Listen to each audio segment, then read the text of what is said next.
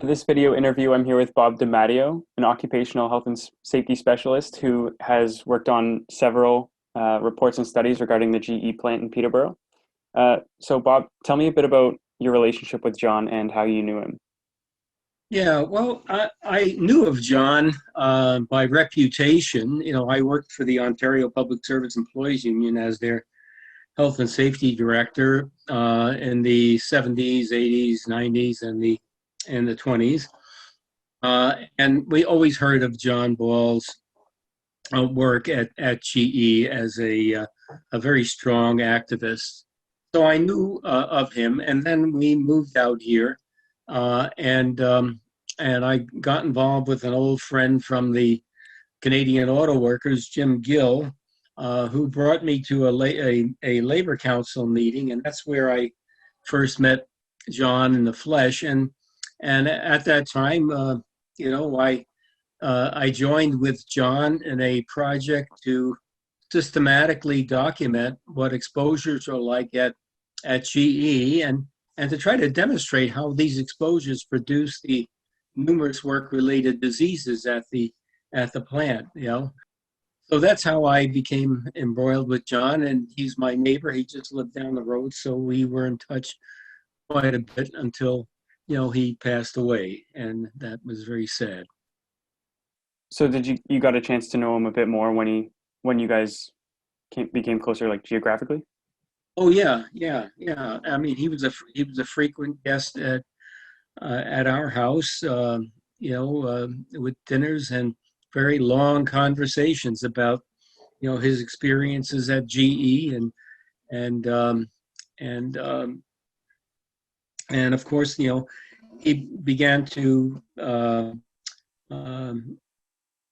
I guess physically he was deteriorating, and so that we would bring food over to his place and make sure that he was eating okay and taking care of himself. So we would look on him and have again our long conversations.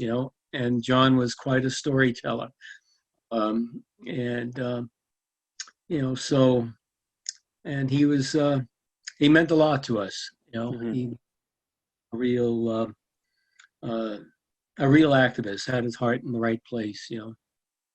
Let me just say about John, in terms of what I will remember him for, and his qualities were John was an activist for justice first and foremost.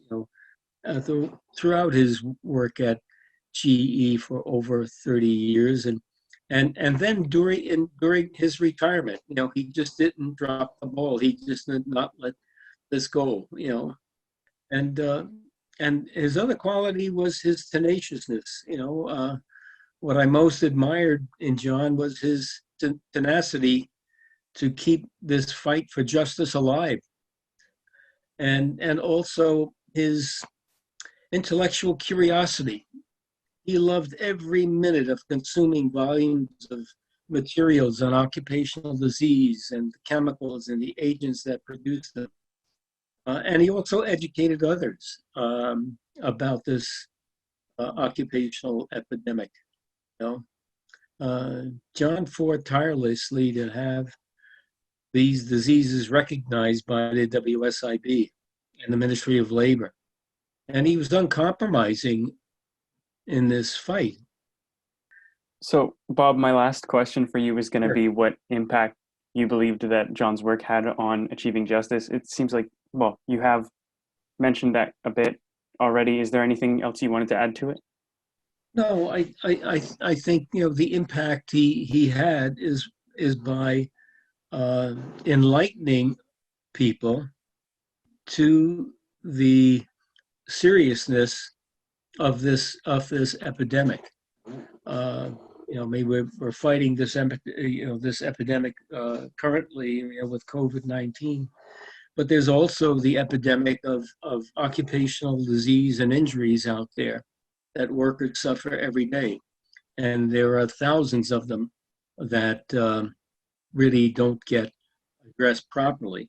And John's impact was that he was able to in this fight for justice is to put this on the front burner, and to make sure that these got he left a real legacy here.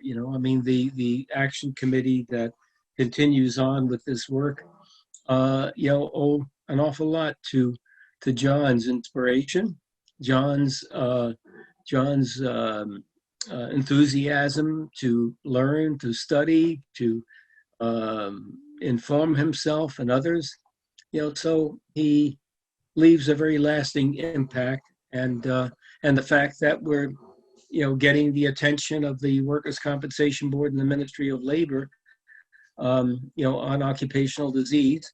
The fact that we have a clinic, an occupational health clinic in um, in Peterborough today, is due in part to John's work, along with his colleagues. There are many heroes in this fight, and John was a significant one.